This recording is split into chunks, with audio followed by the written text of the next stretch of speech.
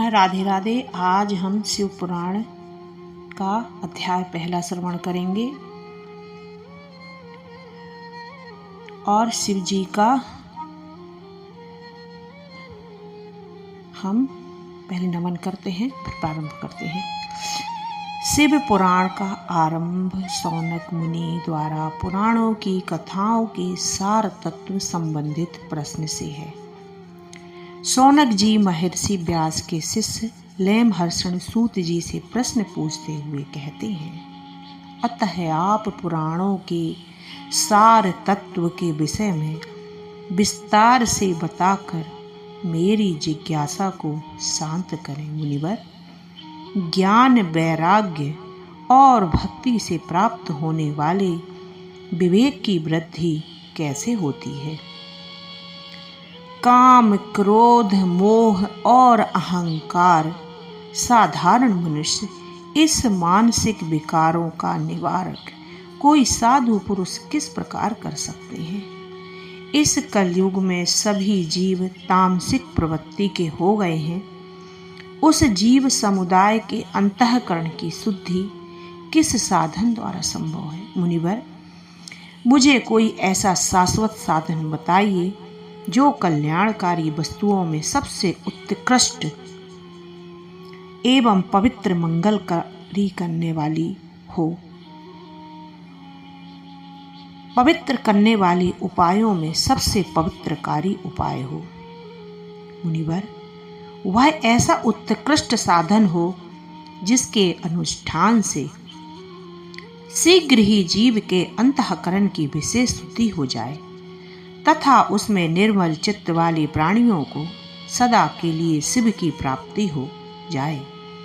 इन प्रश्नों के प्रत्युत्तर में महर्षि सूत जी कहते हैं, मुनि श्रेष्ठ शौनक, तुम धन्य हो, क्योंकि तुम्हारे हृदय में पुराण कथा सुनने की विशेष प्रेम एवं लालसा है।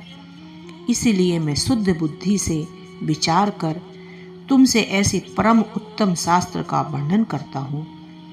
शिव पुराण शास्त्रों के सिद्धांत से संपन्न भक्ति प्रेम को बढ़ाने वाला एवं शिव जी को संतुष्ट करने वाला साधन है। यह शास्त्र कानों के लिए रसायन अमृत स्वरूप तथा दिव्य है। तुम इसे श्रवण करो। मुने, यह परम उत्तम शास्त्र है शिव पुराण, जिसका पूर्व काल में भगवान शिव ने प्रवचन किया था। यह काल रूपी सर्प से प्राप्त होने वाला महान त्रास का विनाश करने वाला उत्तम साधन है। गुरुदेव व्यास ने सनत कुमार मुनि का उपदेश पाकर बड़े आदर से इस पुराण का संक्षेप में प्रतिपादन किया था। इस पुराण के प्रणय का उद्देश्य है कलयुग में उत्पन्न होने वाले मनुष्यों के परम हित का साधन।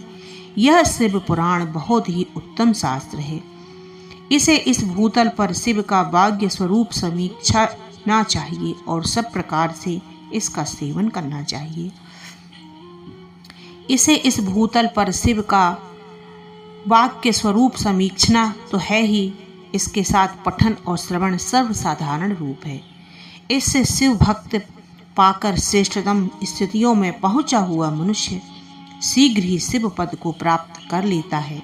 इसलिए संपूर्ण यत्न करके मनुष्यों ने इसे पुराण को पढ़ने की इच्छा की है अथवा इसके अध्ययन को अभीष्ट साधन माना है। इसी तरह इसका प्रेम पूर्वक श्रवण भी संपूर्ण मनोवांछित फलों को देने वाला है। मनुष्य अगर महादेव भगवान शिव के इस पुराण को सुने तो वह सब पापों से मुक्त हो जाता है एवं इस मनुष्य जीवन में बड़े से बड़े भोगों का उपभोग करके अंततः शिवलोक को प्राप्त होता है। यह पवित्र शिव पुराण ग्रंथ 24,000 श्लोकों से युक्त है तथा इस 7 संहिताएं हैं। मनुष्यों को चाहिए कि वह भक्ति, ज्ञान और वैराग्य संपन्न होकर बड़े आदर के साथ इसका श्रवण करें। मनुष्य जीवन में बड़े बड़े भोगों का उपभोग करके अंततः शिवलोक को प्राप्त होता है। यह दिव्य पुराण 7 संहिताओं से युक्त है जो परब्रह्मा परमात्मा के समान विराजमान है।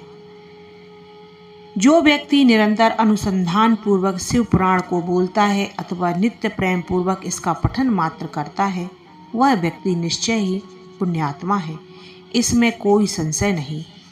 जो श्रेष्ठ बुद्धि वाला मनुष्य अंत काल में भक्ति पूर्वक शिव पुराण को सुनता है, उस पर अत्यंत प्रसन्न हुए भगवान महेश्वर उसे अपना पद धाम प्रदान करते हैं। जो व्यक्ति प्रत्येक दिन आदर पूर्वक इस शिव पुराण की पूजा करता है, वह व्यक्ति संपूर्ण भोगों को भोग कर अंत में भगवान शिव के पद को प्राप्त कर लेता है।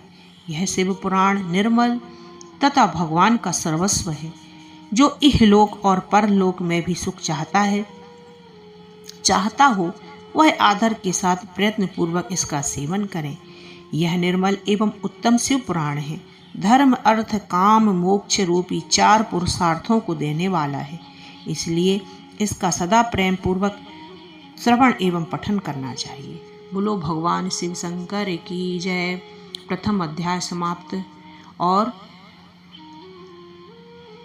गोपाल वित भोला हेमलता को ऐसे ही सपोर्ट करते रहिए। और भी अध्याय और शिव पुराण ऐसे ही अनवरत आपको हम सुनाते रहेंगे।